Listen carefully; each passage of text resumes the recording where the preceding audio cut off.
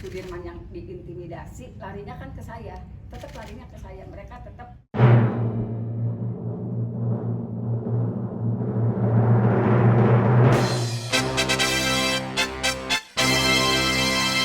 Saya sama keluarga saya harus ketemu sama keluarga sama si Sudirman, itu bilang mau ada cabut kuasa dan saya kan percaya sama Bu Titin gitu. Nah, di situ saya diminta keterangan, saya nggak mau gitu.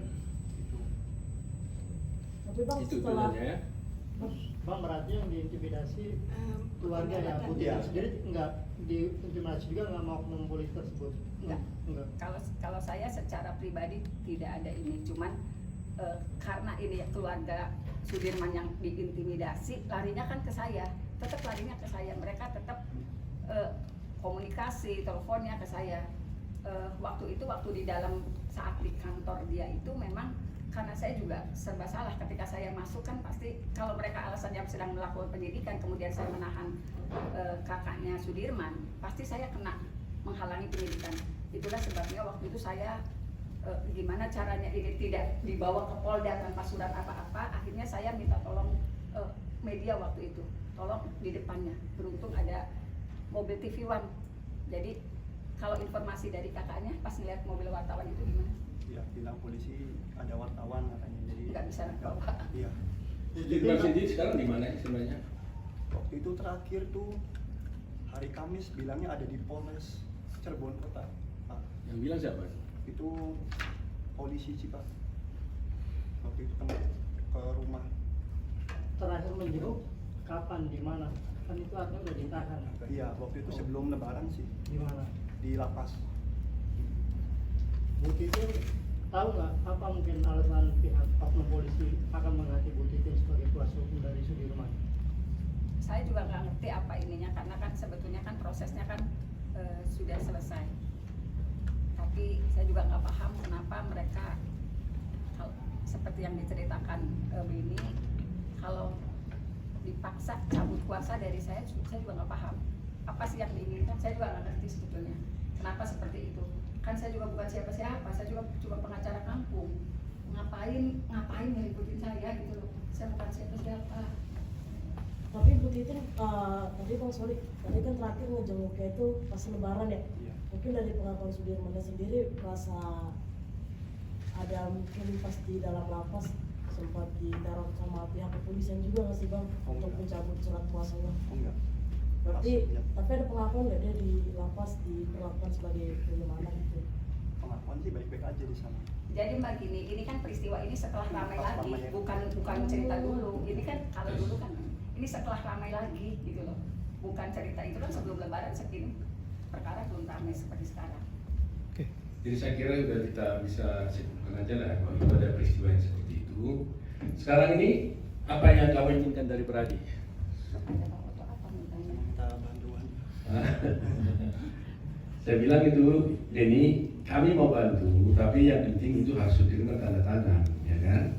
Nah, jadi kita harus bertemu dengan Sudirman dan kami juga harus mendengar langsung dari dia apa yang sesungguhnya terjadi. Iya.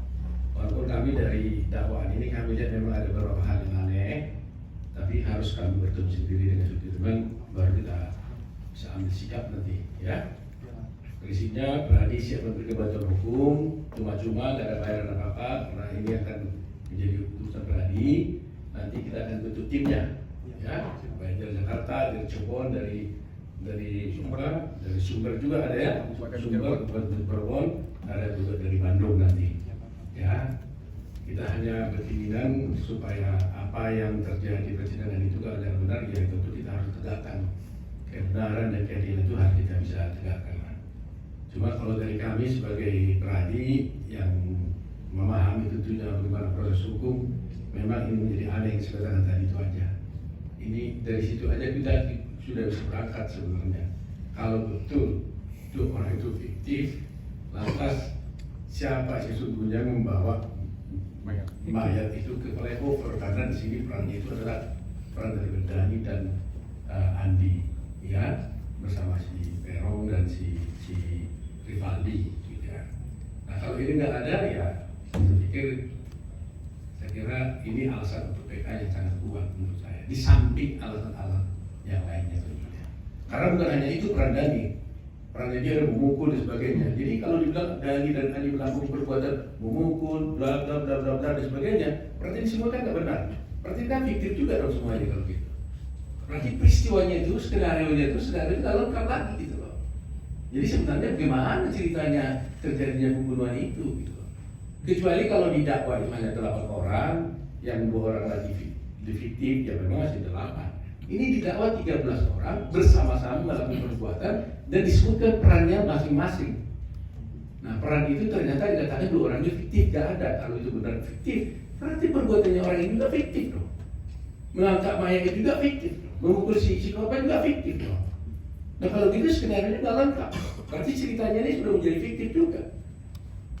Itu kan menjadi dugaan kita kan seperti itu kan. Nah, kami sudah katakan ini analisis hukum kami. Ya, kami akan bisa pastikan kebenarannya setelah kami nanti membaca seluruh dokumen yang diberikan oleh Bu Titin ini. Dan kami belum baca semuanya, terus terang aja, hanya sebagian.